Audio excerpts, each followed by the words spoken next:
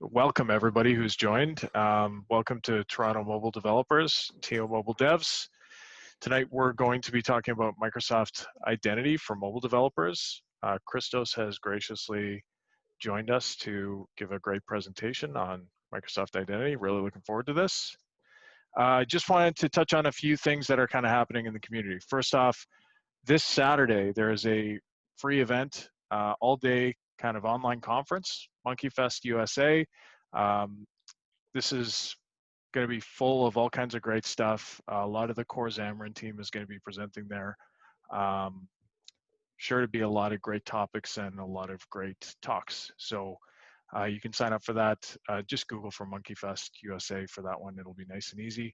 Like I said, it's free all day. I'm sure the sessions will be released after the fact, but it's always nice to get online and kind of communicate and collaborate with people as the talks are happening in real time. Really looking forward to that one. Just want to give a quick shout out to JetBrains for sponsoring us. I've included a little link here for their Rider launch screen or landing page. I use Rider. I think everybody who knows me knows that I plug Rider because it's a good product. So go and check out check out Xamarin Dev in Rider. It's a really nice experience. And if you'd like a license to Rider, I have a few to give away. So ping me and I can hook you up with a license. I think this is my last slide. There's a lot of jobs coming across my radar in the Toronto Xamarin kind of community. If you are looking for work, ping me. I can connect you with a couple people who are actively seeking mobile developers with Xamarin skills. One that's notable that I'll call out right now is Sentry. If you've used Sentry, they're like kind of a analytics and telemetry tool, and they're hiring a SDK developer in Toronto. And that would, if I wasn't currently busy with things, I'd be all over that one. So if somebody is looking for work and would like a lead on that, please reach out to me. And that's all I got. So Christos, I'm going to turn it over to you and we can get the ball rolling here. Sounds good. Love it. Right. Thanks for the great intro and exciting events happening. Actually, you did talk about Rider, and I want to say that we actually work with the Rider team to, oh, I'm not sharing, right? Let me share my screen. We work with the Rider team to actually integrate Azure AD into the product. So if you're using the Azure Toolkit for Rider, there's an Azure IntelliJ Azure Toolkit that we're working with the product team and across JetBrains as well. So we're bringing a lot of Azure AD enablement and features inside the toolkit, which means I can right-click into your project and add authentication. Right now it's only for web, but if you want it for mobile as well, please let us know. We will work on that with the team. And we're adding the same support for IntelliJ itself as well. So not just Rider, but also IntelliJ and any other products that you're using. I think PyCharm is next on our radar. So a lot of exciting things there and a lot of cross collaboration, even outside the boundaries of Microsoft. And it's funny because we'll be talking about Azure AD today and Azure AD B2C, business to consumer. And when we describe the product, we say it's neither Azure nor AD, because we can run across multiple platforms, multiple solutions, multiple tools. We will see that later on. And it's not the traditional Active Directory LDAP stuff that you used to know in the past. So hopefully today you'll see how you can use it in your product and how quickly you can build apps on top of that. And it doesn't really matter if you're a .NET developer or a Flutter developer or any other technology out there. In fact, we care about you implementing authentication and authorization securely and quickly out of the box without really needing to know too much about identity and keeping you off the news, right? So let me minimize this and let's go to the next slide. So I work as a program manager in the identity division, and my goal obviously is to inspire developers like you to build more secure software, more scalable software. And I tend to be quite positive from 6 a.m. in the morning to all the way to 11 o'clock. So I tend to be quite over enthusiastic, especially about technology. and especially about technology I am passionate about. And identity is my passion these days. I landed in the team about 6 months ago. If you like what you see today, obviously we're going to be scratching the surface and we can't really go into too much detail, but we do stream on Twitch twice a week on the 4 to 5 show every Monday and Friday at 8 a.m. Pacific time. So slightly later for you. And the whole point there is to build fun stuff around identity. Identity is only a component of what we do, and we try to cover end-to-end scenarios. So if you are a mobile developer, you're probably building APIs in the backend, or you have to consume APIs. You're probably consuming other services, whether it's on Azure or other platforms. So our goal there is to make sure that what you build does that securely end-to-end. Sometimes we double with CI/CD. In fact, on the .NET Conf conference last week, I don't know if you watched it, but a lot of nice things were announced, especially .NET 5, and all the products were there. We actually represented identity, talking about secure CI/CD and secretless apps. How can you eliminate secrets from your apps from end to end? So a lot of interesting things. If you want to check us out, make sure to follow the 4 to 5 show on Twitch. And we have a YouTube channel as well. So anything that we cover, if you can't watch it live, you can always go back and do it. In fact, this week we just completed a 2-part series working with Kotlin to build a web app. And we're bringing somebody from Kotlin as well to build a mobile app in the coming months. So anything that you find as a gap in documentation in the product, or you want to build something, you have no idea how to do it, we will do it for you. Or you can do it with us on the show. So why do we not want you to implement your own authentication? Why do we not want you to roll your own user database? There are quite a few reasons, but mostly it's about security and not making the news. As you see, a lot of companies, and I don't know if you follow the news, but almost every week there seems to be another company in the news because their data got hacked. If you are an avid gamer and you played games in the past, and you know Capcom, they only last week it was announced that their accounts were hacked. So another big company makes the news. And if you follow Troy Hunt, a security expert from Australia, and he's quite well known in the .NET space and the Azure space, he has a tool called Have I Been Pwned, where you can go and register your account and check whether your email address ever made it into one of these hacked databases. As you can see, that number is slightly out of date because it was from last year, so almost a year ago. That's 10 billion unique accounts that have been compromised throughout the existence of that tool. And how many more before that, I don't know, but it's scary to think that 10 billion accounts have made it out there. And these accounts are used and the passwords are not refreshed. So you can imagine how many people lost access to Facebook, Twitter, whatever, because they didn't manage their passwords correctly. So what we want you as a developer, when it comes to working with identity, is to quickly implement it, add the appropriate libraries and a couple of lines of code and move on. So first of all, you do it securely. Secondly, you don't manage your own databases and your users. We still see customers that are struggling to understand what hashing and encryption is when it comes to managing passwords. So imagine we have 1,500 engineers working day in, day out to make sure that our identity system scales and works as expected, so you don't have to worry about that. And this is a lot of marketing fluff over here, but I want you to focus on the 30 billion plus daily authentication requests. So Azure Active Directory, if you never heard about that, that's our identity, our core product in the identity platform, gets about 30 billion authentication requests per day. That means that, obviously, I don't know if the product that you're building is going to have that many, and hopefully it will be a super successful one. But as a developer, you don't have to think about how is my database, my user database going to scale. So what happens if I go from 1 user to 50,000 users to 1 million users? How am I going to manage that? How am I going to scale that? How am I going to secure that? And it's not just the scalability, it's also the central management of your solution. Because you might say, well, I know exactly what I'm doing. I know what hashing is. I know how to roll my keys. I know how to back up my database. I know how it will scale.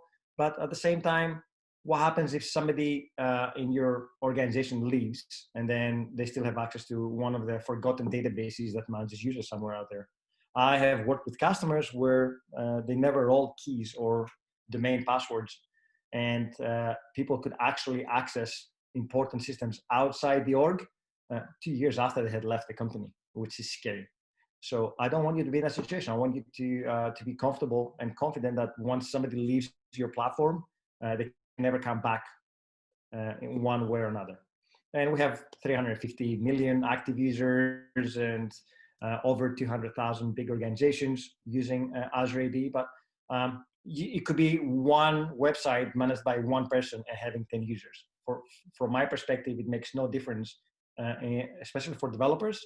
The implementation details don't really matter apart from scalability. So as a developer, when you're asked to build something, whether it's a mobile app for a company that you're working for, so maybe just for internal users, line of business apps, or whether it's a website or a mobile app that you're building for a friend or a startup, and they need to start working, they need to leverage some kind of an existing probably identity. So you as a developer, you're probably going to ask, well, what do we have right now in our environment? So if you are an Azure user, if you're an Office 365 user, then you have an Azure AD tenant by default out of the box. So it's available for you to use straight away. How easy is it going to be for me to get started with building authentication into my applications?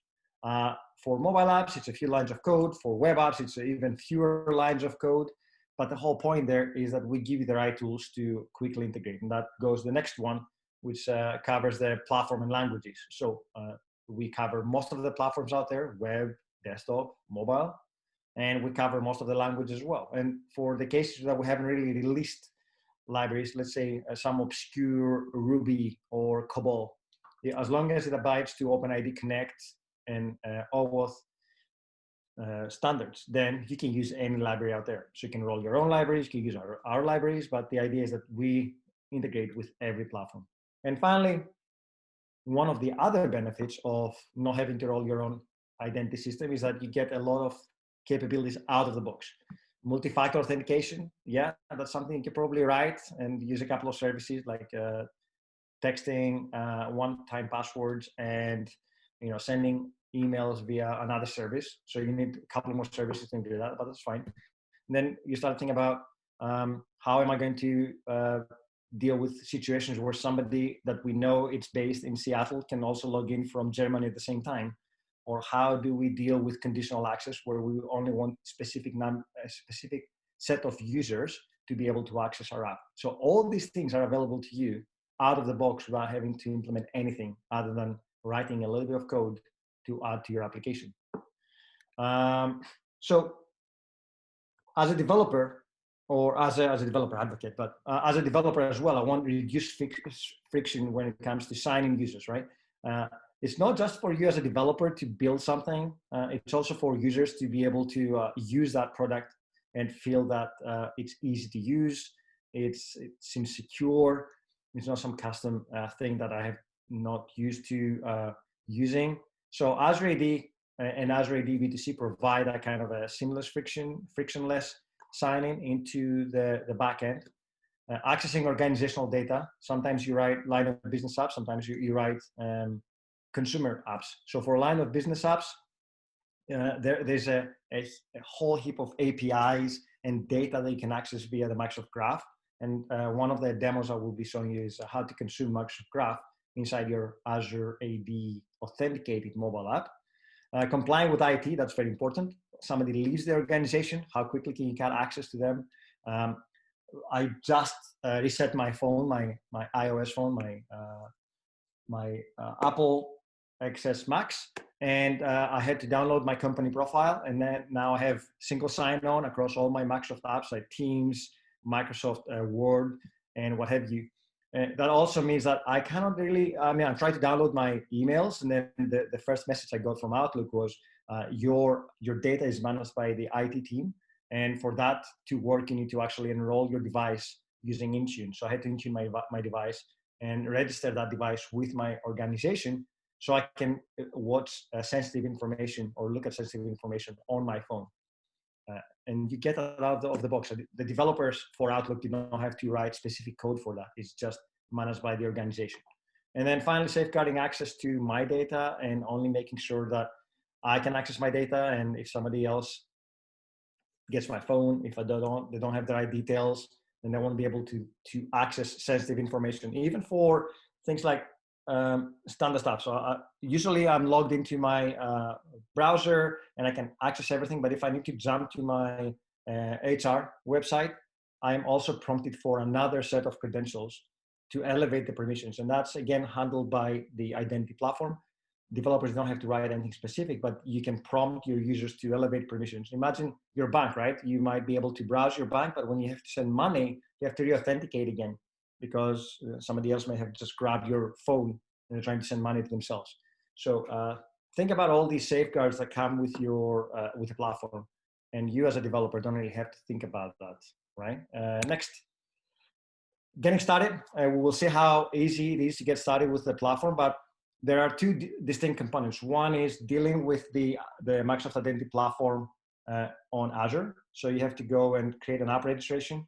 If you ever had to do authentication with Facebook or Google or other platforms in the past, there's a very similar process. You have to create an app and you register that app and you show your intent that you're going to be using that app to authenticate users.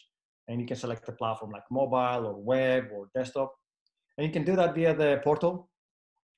If you right click and add things and what have you. But you can also automate that via the Graph API or PowerShell or the CLI. The whole point there is that we allow you to automate that process. So if you need to make it more enterprisey or CI/CD, then you can do that via an API. So once you're done with that bit, the configuration inside Azure AD or B2C, then you jump into your code and there you're presented with a couple of options. One is downloading MSAL, the Microsoft Authentication Library, which is the current version. And you integrate that library with your code. We have code samples and we'll walk through them in a bit. Or you can use your own libraries. You can bring your own OpenID Connect libraries and use our OpenID Connect certified endpoints. And again, I don't want you to think about protocols or stuff like that. So if you're in a greenfield project, like a file new project, I'm going to create a web app and add authentication, that's perfect. Just bring MSAL down and we'll do what needs to be done for your users. Now, if you already have a project that's been running for 2 or 3 years out there or a solution, and you just want to start consuming Azure AD or B2C, because we're OpenID certified, all you have to just point your existing OpenID Connect libraries to that endpoint and it will work out of the box. But MSAL does a lot of things. Like we did the Kotlin implementation there was no caching, so we had to implement caching. There was no handshake or refresh tokens that you had to manage all that experience yourself, whereas MSAL does it for you. I'll take a very quick break here just to clarify that I talk about MSAL, which is the current library. There's also an ADA library, which is the older version of that same library, authentication library. That library is actually being deprecated as of June 2022, June 30th, 2022. So you have a year and a half to start migrating. But if you have ever used ADAL before and you need some support in migrating off that, then please feel free to reach out to me or JP, who's working alongside me on Twitter or the show that we have, and let us know if you need some support, because we are actively encouraging and trying to help customers and developers to move off ADAL because of the deprecation. So just a side note. Now, in some cases, in your app registration, you might need to go back and configure some of the additional settings. Like my mobile app has to speak to an API securely, and that could be an Azure function or another custom API that sits behind API management or somewhere else. But the whole point is that you need to configure the right permissions to that API. And that can also be Azure Storage or your Cosmos DB or whatever. So there are some cases where you need to do some extra configuration inside Azure AD. Have you used the identity? Oh, nice. Yeah, figured why not? Let's see what the audience has to say. I've done a lot of damage with all of them. So thanks very much for prompting this. That's very nice. Yeah. And then once we have that one, then we can start thinking about what do we want to use. So at this point, I will talk about the decision tree, right? So supported identities. If you are building a line of business app, if you are building an app for your organization and you expect people to log in with their organizational account, then this is where Azure AD comes into play. So Azure Active Directory allows you to create line of business apps. In some cases, people onboard MSA accounts, which I'm not really too fond of. So to keep the separation there, Azure AD is for line of business apps. But if you're creating an app for your friend, if you're creating an app for your cousin, if you're creating an app for external consumers, if Walmart wanted to create an app to allow users to register and then come and buy stuff from them, then they will have to use Azure Active Directory B2C, which means business to consumer or business to customer. And in effect, this is a simple username and password database. So you don't have to be part of the organization. Anybody can come and sign in.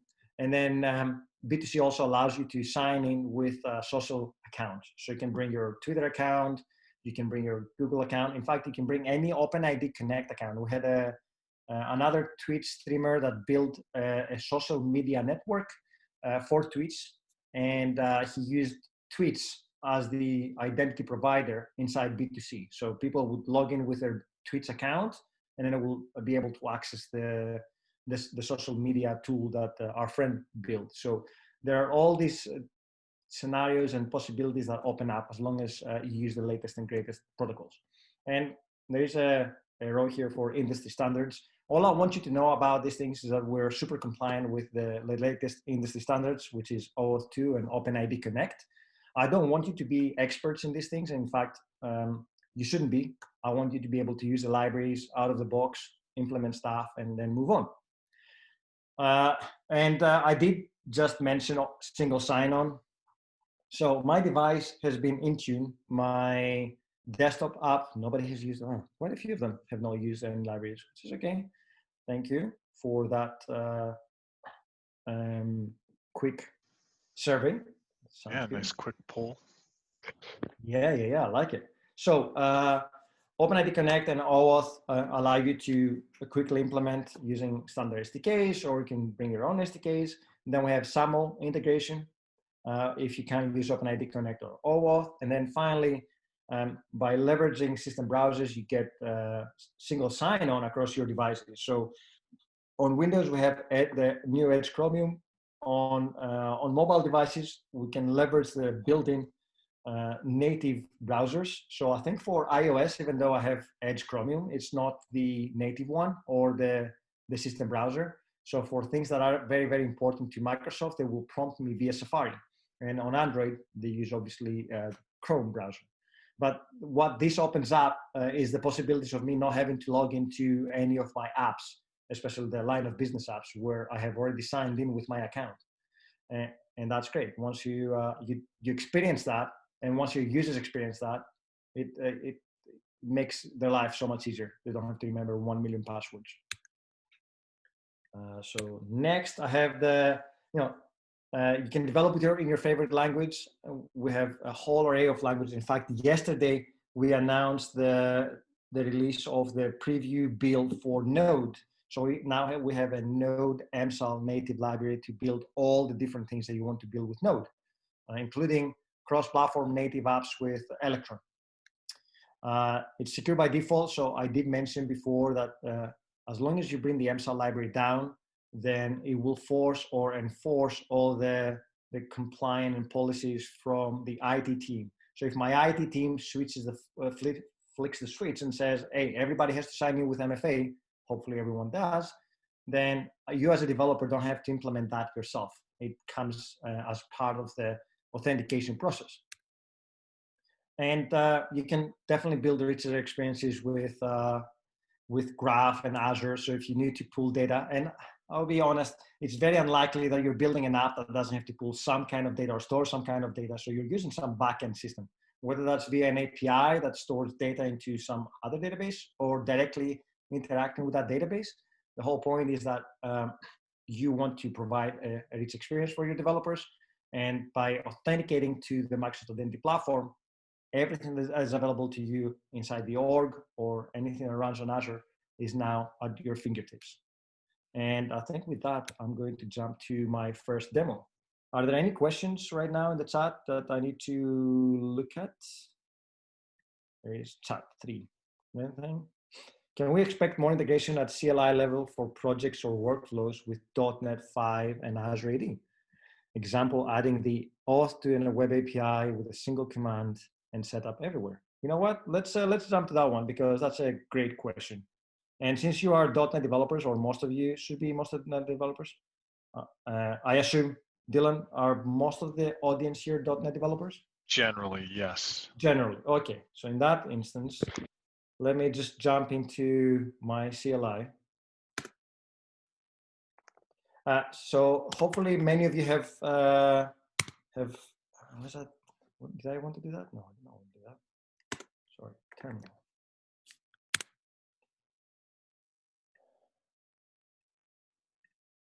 Let me make this big so everybody can see it. Remind me later. Can everybody see that? Okay. So yeah, it looks good. Projects. Let's make a directory here.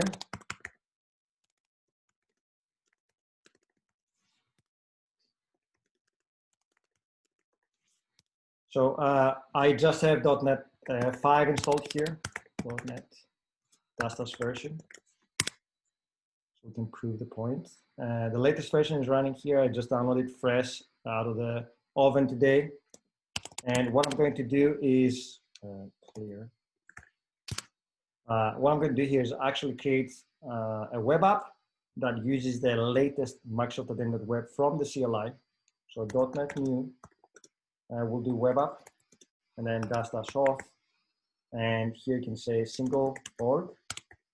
You can do multi-tenant or single org with Microsoft account. We'll choose single org, which means that we're going to be using a single tenant in Azure AD.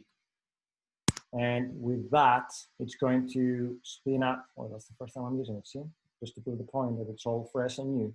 The new templates for .NET 5 come out of the box with everything you need to actually integrate with the Microsoft Identity Platform. And that works across both Azure AD and B2C. So it's not just line of business apps, it's any consumer apps as well. So clear this. And if we open with code, do I have code inside here? Code. I got code inside this, that's right. I just want to quickly take you through the experience because that was part of my demos, but we're jumping ahead, which is absolutely fine. Because I assume that as a mobile developer, you usually have an API sitting behind the scenes, and you need to authenticate against that. So if we were to file, open, and time. Wow, my machine is thinking about it. So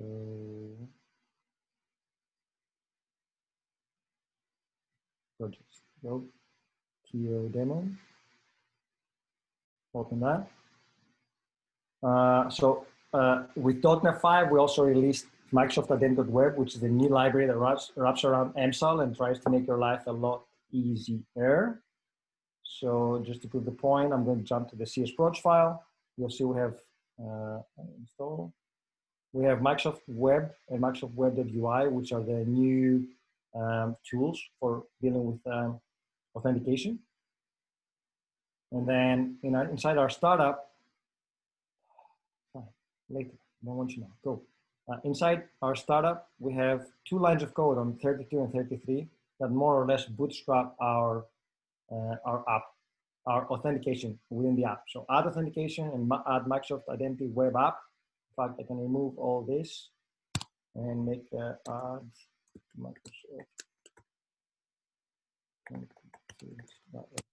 Web App authentication.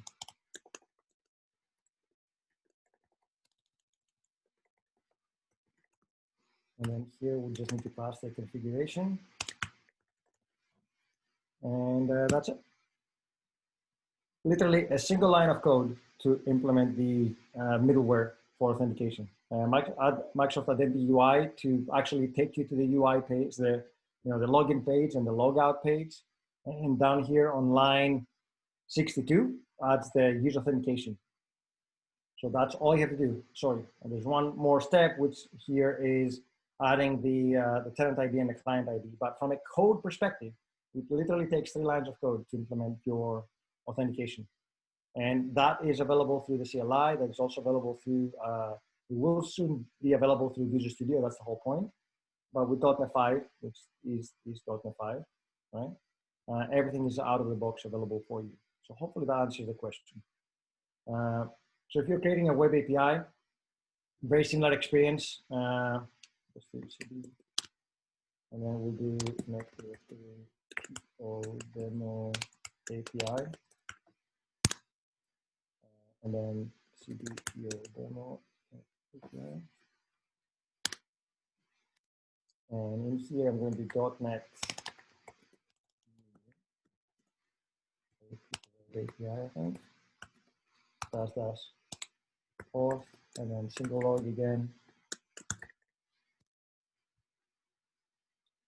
Going to again build a template. I want to jump a little bit to that one because it's slightly different, and most likely you're going to be using that as well for your mobile apps. So and then open that. So if we open the workspace.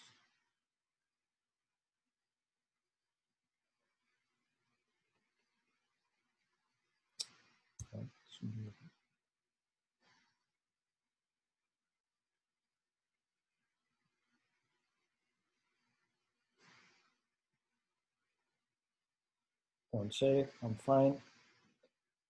Again, that's a .NET 5 API, straight out of the box. We have just one library reference here, which is the Microsoft Identity.web. And inside startup, go away. Thank you.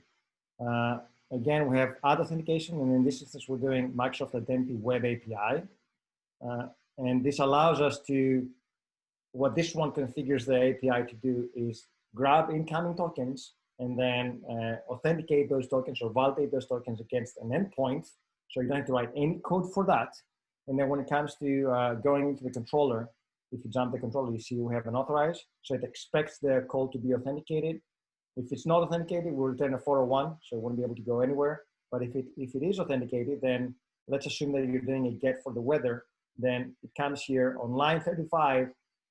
There's a single line of code that actually takes the scopes that we're expecting and tries to validate the incoming token against those scopes. So in this instance, the scopes are, let me see, access as user. So somebody configured that access as user scope in the app.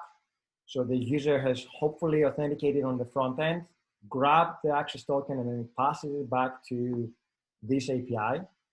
This line of code here actually wraps a lot more. It's usually 25 to 30 lines of code they have to write in order to validate tokens, because you have to grab the token, crack it open, run through the claims, and make sure that your claims are right there. So we eliminate all that with a single line of code, and then we return back. If the scopes are not in the incoming token, then you get a 403 back, and you know how to deal with that in your front end.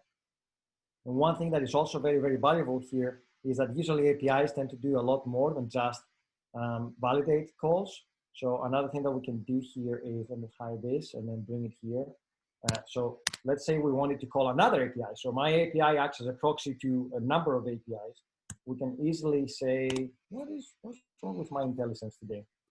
Oh, you know what? I think it's because enable. I think it's because you don't have OmniSharp installed. Yeah, true. Christos. Yeah. I know. Yeah, thank you. And then it said C# does not exist. I cannot find the C#. Let's install that. It will make my life a lot easier rather than me trying to have to guess what do I. I'm surprised because I've had VS Code here for a while. Maybe a clean install somewhere.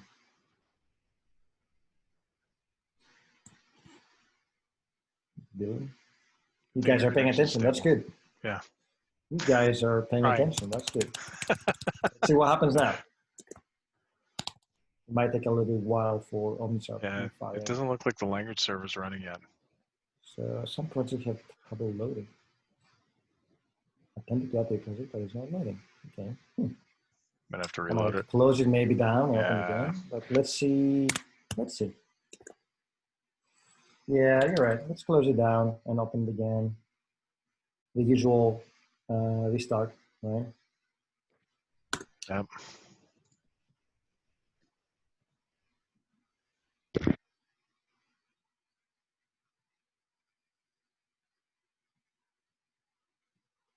I mean, worst case scenario, I can jump onto the repo and show you, but what's the value there? Just, what? He still That's doesn't think that it's running. Oh, insider well, build, insider yeah, bits. man, Yeah. that's right. So enable something like enable token acquisition for downstream API, and then you say what kind of. Look at that! I got out of the box. Isn't that crazy? Right. So here you might say, you know what? I want to read there, you know, user go reads or some other scope. Other scope. And what this one will do, it will actually allow you to not only authenticate the user, but also prompt the user to acquire the tokens for the appropriate scopes, so you can pass them into a downstream API. And another thing you can do is, I think it's enable add somewhere. No, I have that one. And then you can have add in memory token caches. So here, what this one will also do is put the token, the acquired token for the downstream APIs, and put it into a cache. And that means I don't have to worry about re-authenticating the user against those. Now, if a new if the new scope gets added, then we'll prompt the user again for that. But while the access token is valid, it will still be in memory. So we minimize the calls back to the API. And also here, you can also add graph. So there's a separate library that allows you to easily add graph, which brings all the dependencies and registers the graph client into your services. So you can do dependency injection. And you can also add custom services. So if you have a service that wraps around an API and that service needs to do authenticated calls against that API, then you can add a downstream API here. You add a name, and then you strongly type the type. And that means that every time you inject that service into your controllers, it will also bring the appropriate bearer tokens to do it authenticated for you. So we wrapped a lot of complexity, a lot of code that you have to in the past write yourself, and allow you to do that straight out of the box. So hopefully that answers the, hey, how about .NET 5 giving us some kind of a awesome tooling there to allow us to build things out of the box, whether you're using the CLI and hopefully in Visual Studio very, very soon. We're rebuilding the Visual Studio experience to make it all more awesome. So you can do right-click add authentication, start the authentication from out of the box, use it in connected services and what have you. So that was one of the demos I was going to do later on, but let's jump to Visual Studio for Mac. So some of you use Rider. I'm on a Mac, so in this instance, I'm using Visual Studio for Mac. Take the tools of choice and do whatever you will with that. So I'm not really particular about tools, or whatever makes you happy as a developer. So in this instance, I have two apps. We're only seeing one app here. There you go. And in this app, I added my Microsoft Identity client. So this is not the MSAL library. This is the Microsoft Identity client that comes out of the box and allows you to authenticate in mobile apps. And this is a Xamarin Forms app that authenticates against Azure AD B2C. So in terms of code and what I had to write, obviously download the NuGet package added to my solution. And inside my app XAML, I had to instantiate an authentication client, which is a public client authentication builder. This is the one that takes you to the browser and says, try to authenticate. There are some constants here where I have my client ID, my authority signing. I am pointing to my B2C tenant, and this is a hard-coded redirect URI, which will take me back to my app once I authenticate. And the first thing I'm prompting the user to do is actually to go to the login page as soon as the application starts. On the login page, we use the app authentication, the authentication client to actually grab the accounts. If we already have an authenticated user, then let's go to the login page. Otherwise, we have to actually prompt for an authentication. And if you're not authenticated, you haven't used the app before, then I have a login button. So you click on the login button, and it It uses the embedded web view to authenticate the user. It uses a prompt as well. And then it takes you back to the login result. And the login result is just a page where I dump some metadata for your from the incoming token. So I acquired my JWT, my JavaScript web token, and I have a handler here that actually allows me to read it and dump some information out. So let's run the app and see what happens. Yeah, I can bring my emulator up somewhere around here. Let's close this one down. Sorry, here. And if I browse up, we have authenticated with B2C, which is a little bit small. Let me see if I can make it bigger. So I signed out. Oh no, there you are. You can do it. Will work. There you go. A little bit bigger. A little bit bigger. Perfect. So login. And this will take me to my B2C tenant. Now, this page could also be very, very customized to look and feel like my app. So people don't feel like they're jumping out of your app and they're coming back. But let's sign in. Also, you notice I have social media sign in as well. So if I didn't want to sign in with my account, I've enabled Twitter as well as an authentication option. And then you can have multiple of them there. They will all be present.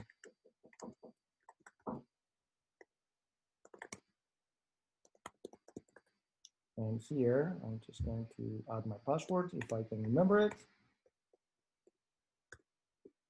And I'm signing in. Now, you'll notice that, oh, I didn't get prompted for two-factor authentication. That's interesting. Probably because I have already logged in, but you'll see that there was not very much code I had to write there. And in fact, I wrote more code for the token handler than the actual application. But once I authenticated, I have access to the user information and the email address and every other information you have captured on the B2C side of things. So that was super easy to implement. I can log out, and that actually removes my account both from the local cache, but also it signs me out from B2C as well. And I have another app. I'm just conscious about time because we have like 15 minutes there. So the other app I have does a little bit more. It uses Azure AD, so I'm not using the business to consumer.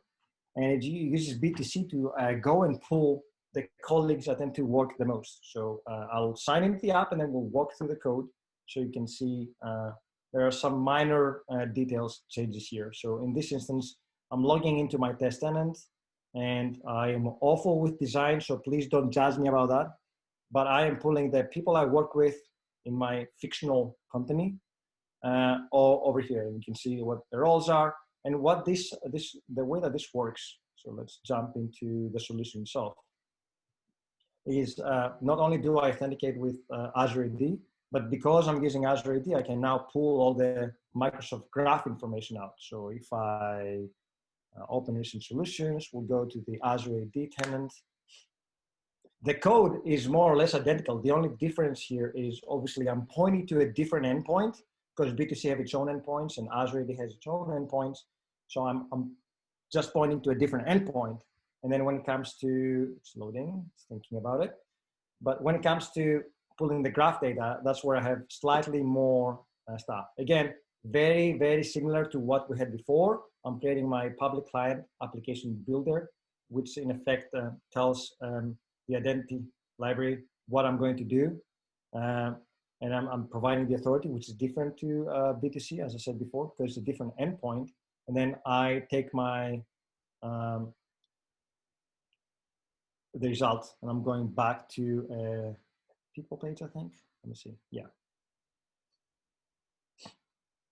So here, what I'm doing, it shouldn't be called people page, but it's fine. What I'm doing is I'm checking out to see whether the user has logged in or not. And then I'm taking the user into the colleague view, right? Which is here. And here I'm saying, you know what I want to do is when the page loads, go and grab my colleagues from Graph and pull them in.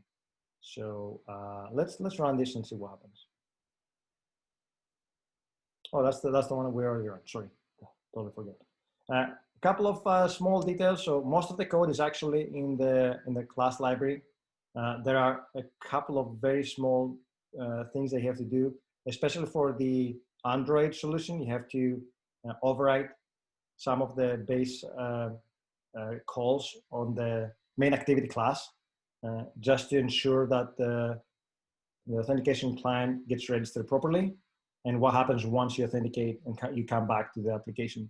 But all in all, very few lines of code. Both of these projects are actually on GitHub, and I will share the links to these if you want to go and look in detail what happens.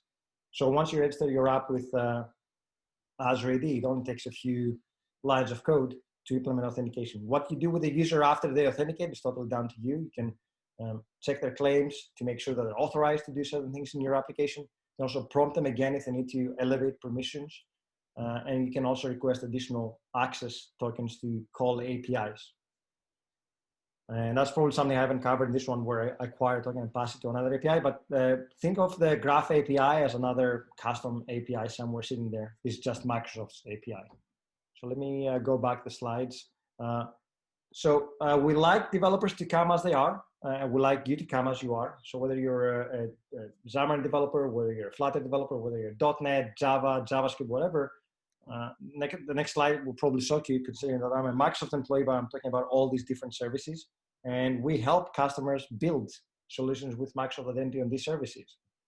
One of the upcoming demos that we have and shows, it's about creating Lambda solutions on AWS that authenticate against Azure AD and validate tokens. Any tools, any language, and we don't care whether you're running on Azure or whether you're using serverless, Kubernetes, bare metal, any language. But if you are using the Microsoft Identity Platform, if you are using Azure, if you're using our tools, then there's some added benefits like managed identity and using the currently logged in user to allow you to quickly speak to services on Azure without you having to authenticate. We enhance the capabilities via secretless end-to-end implementations, as well as CI/CD using Azure Key Vault and what have you. So there's a tight integration, but it doesn't mean that you can't use the Microsoft Identity outside of our ecosystem. That's the important bit here. I talked about some of the benefits here. I'm gonna skip past these, and I just covered, so somebody stole my thunder here, but it's absolutely fine. Microsoft Identity Web, in case you're wondering, it's a brand new library that's just showcased. Very few lines of code. We hide all the ugliness or the complexity behind our APIs. And it's built on top of MSAL, so you don't have to have two different libraries inside Microsoft, inside ASP.NET. Anything that is built on top of ASP.NET Core 3.1 and later, there's no more Core with 5. But if you are building stuff today, then Blazor, web apps, APIs, gRPC, they are all covered. And we have blogs and demos that show these things. If you want to use MSAL outside of Identity Web, then you can also do that. In some cases, you might have to pull MSAL explicitly because you need to do some of the tokens or you need to tweak some of the things. But if you're outside Microsoft, then Identity Web makes your life a lot easier if you're in .NET. But if you're in Java, then there's a little bit more code to write. And once you understand the flow, it's the same. Some people have actually said that Microsoft Identity Web is so awesome that they would love to see it in other languages like Node and JavaScript and Java. So if that's the case, let us know. That's definitely feedback that we can take back to the product team to build it. And finally, you can bring your own libraries, right? You don't have to use any of our libraries as long as they're OpenID Connect.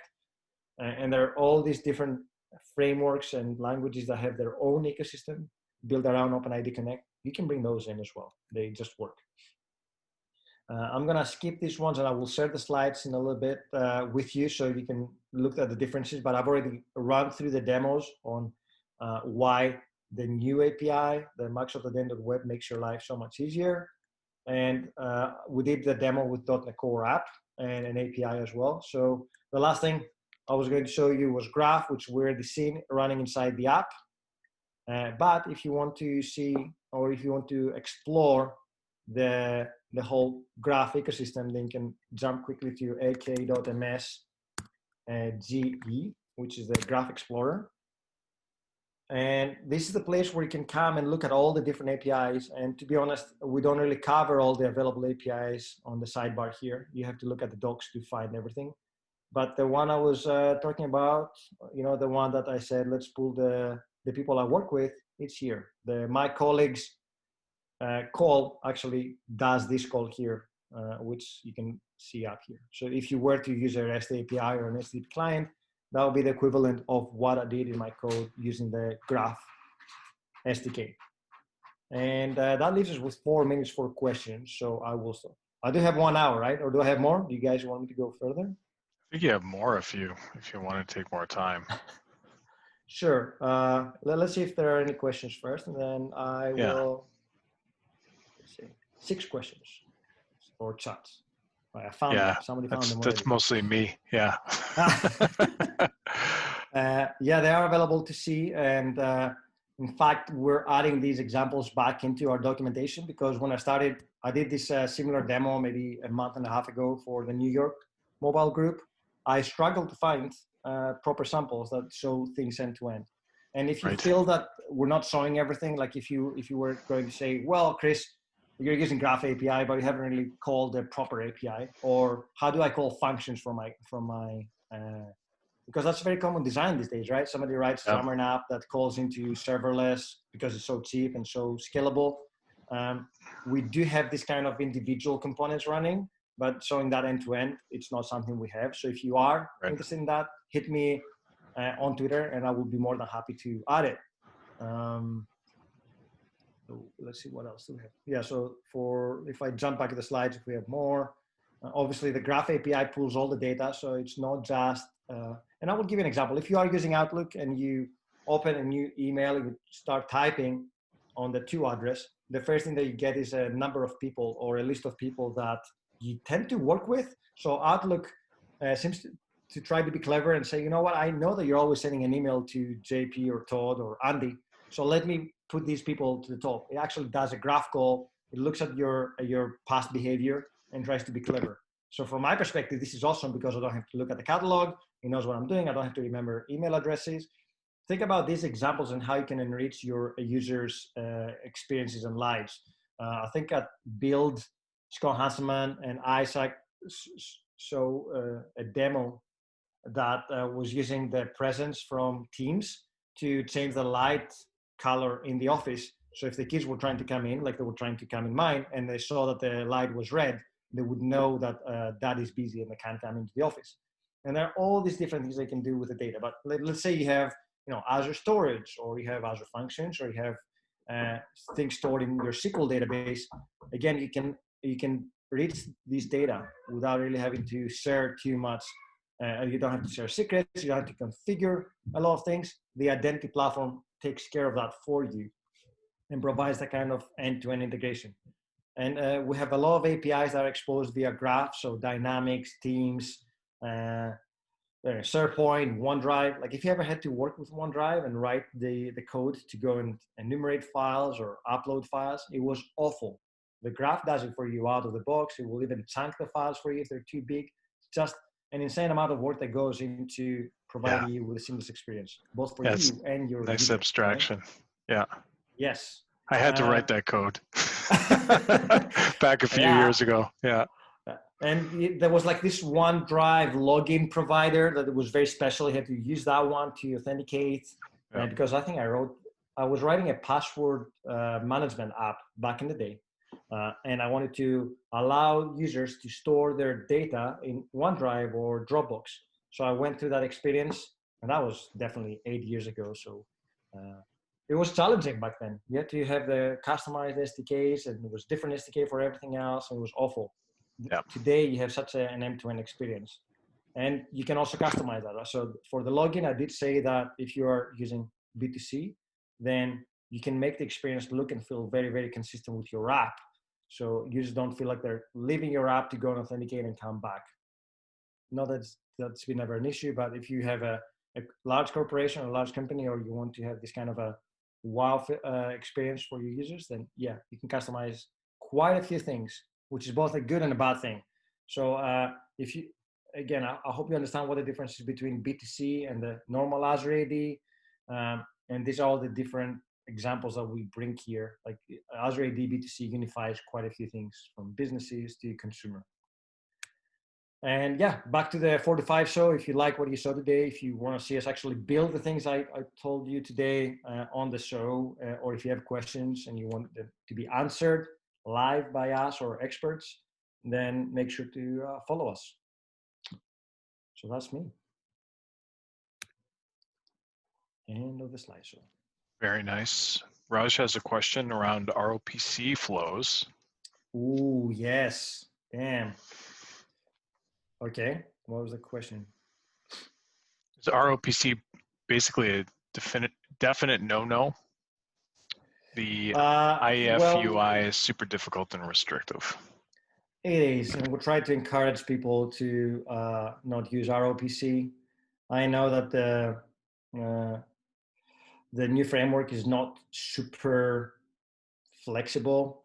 Unfortunately, our challenge is that many people are trying to bend B2C to do things that it was not meant to be, and then they added a lot of features and functionality, which requires a lot of advanced configuration, and it is quite messy, to be honest. If you have a specific issue or a blocker, make sure to reach out to us. We'll put you in contact with the right people. But yeah, we're trying to improve that experience overall. I think the having to deal with hundreds and thousands of lines of XML to do things, it's not the best experience. So yeah, thanks for asking that. But yeah, ideally, please don't use ROPC. And I totally get your challenges there. I think that was for Rajan. Yeah. So one of the things that I'll say, Christos, I'm going to turn my camera back on here. Sure. Like I said, because I've used this in a couple of projects quite heavily and shipped, is I've got my own set of tips and tricks. I'm going to paste a link. I wrote an article earlier this year. Nice. Because there was a bit of like it evolved. It was in preview for about 3 years, right? MSAL in particular was in preview for 3 years before it actually hit a stable version. And with those preview versions, they kept adding features and changing APIs. And I think it was right around 1.0, right when they went to 1.0, they finally had it so they would use the key stores on the device. So if you're using Android or iOS, which of course on mobile you are, it would automatically hook into the secure storage and write your tokens there. So that made things a lot easier because you used to, in the earlier versions, you had to handle that manually, but that the misnomer of you have to handle your own tokens kind of stuck around. So I'd read an article, I think I referenced it in my link by Stephen Thwison. He had written an article about using BTC. I actually don't think I linked it properly here. Anyways, he said, yeah, here's how you handle tokens. And I went, hey, you're doing too much work. You're kind of duplicating what the library sale is already doing for you. Yeah, it's come a long way. It's definitely come a long way, and we're also taking the learnings from using it, like the Microsoft Identity.web learnings. People are so excited to see, hey, 2 lines of code and I'm ready to go. How can I do it in Node? Or can I use the Identity.web with other providers? Like somebody asked me, can I use it with Auth0? I'm like, well, not really, but thanks for asking. I mean, that's a compliment in itself. But the whole point is that identity can be super complex if you don't know what you're doing. At the same time, nobody wants to touch identity because it can be so complex. So what I'm trying to instill here is that although it's complex, I don't want you to know about token management and token acquisition beyond the, hey, I authenticate a user, I grab their tokens, and now I can pass them on to downstream or wherever they need to get passed. Without you needing to know what is OAuth and what is OpenID Connect and what are endpoints and all these different things. So hopefully by seeing how the code is not super simple, I say that I'm trying to oversimplify things. I get it, it's not super simple. It takes some time to work it out. But again, I didn't have to write a token cache, right? I didn't have to write a special code to go and acquire those tokens, store them and retrieve them and refresh them and what have you. And if my device or my local emulator was in tuned, then you could see an end-to-end experience without really having to do that. In fact, maybe I should set up a demo where I'm using my phone to run that and see how it works with an in-tune device. I would love to see that because I've never had to use Intune, but I've always been interested about the mobile device management world and seeing how it interacts. Yeah, once you set up your authenticator and once you install the company profile, Yeah. then once you try to open up like Teams, it will automatically authenticate. You don't see the redirect and it does it for you. So you're never prompted for a login. Wow. And if you try to access things that are not, like I said, I tried to open Outlook before registering my app and I put my account. It said, wait a minute, you're a Microsoft employee. I'm not going to let you see any of the data until you actually enroll your device because I do have a lot of sensitive information, right? Right. And from a company perspective, if my phone gets lost, I give them a call, it gets wiped out. Hopefully Right. we'll never have to deal with that, but Yeah. that's the whole point. And from a consumer perspective, B2C is free for the first 50,000 logins per month. So you don't have to pay anything until you hit 50,000. So hopefully once you hit 50,000, that's a good problem to have. You can start charging a few pennies for the authentication component. Right. But I get it, like what people are saying for B2C. It's great when it works out of the box and does the things that you do. But once you start looking at the very advanced scenarios, then it can become complex. Any idea why B2C doesn't really support sign up with phone out of the box? Basically as a key identity rather than email. We are actually working on that right now. So you'll see a lot of new things coming to you. Obviously, I can't disclose too much over NDA stuff, but there are a lot of things in flight right now to make your life a lot easier. So stay tuned. That's all I'm going to say. We're trying to make your life easier. I get it. Yeah. Yeah, clearly, like the .NET 5 API is significantly simplified. That's really nice to see. Yeah, yeah. Both in terms of features and the SDK implementation and support. We're super excited because we got the Node PM, the Node MSAL PM to come on to our show yesterday.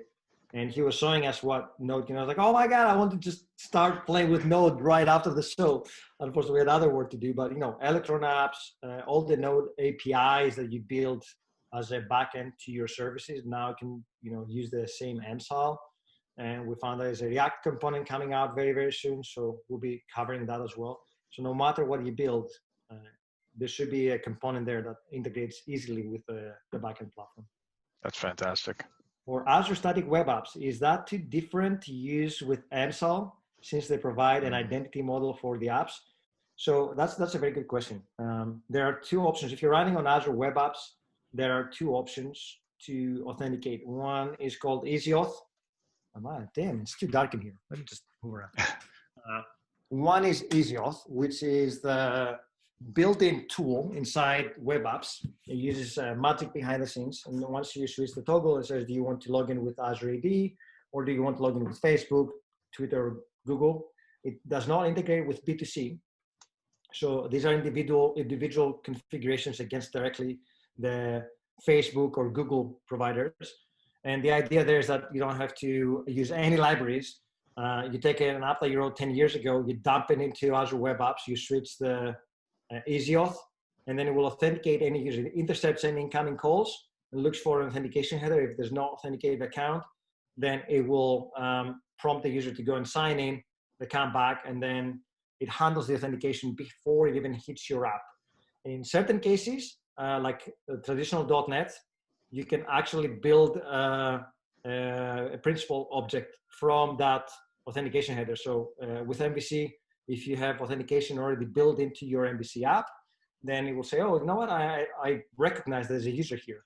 For Azure Functions and static web apps, I think, and for newer, like .NET Core, there are extensions out there that allow you to actually grab the principal object from EasyAuth. If you decide not to use EasyAuth and you want to roll out your own authentication, then if you're creating a static website with Angular, React, Vue, or even just plain old vanilla JavaScript, there's MSAL browser, which is designed to work in the front end and provides the exact same capability. And that allows you to authenticate against either Azure AD or B2C. So hopefully that answers the question, Esteban.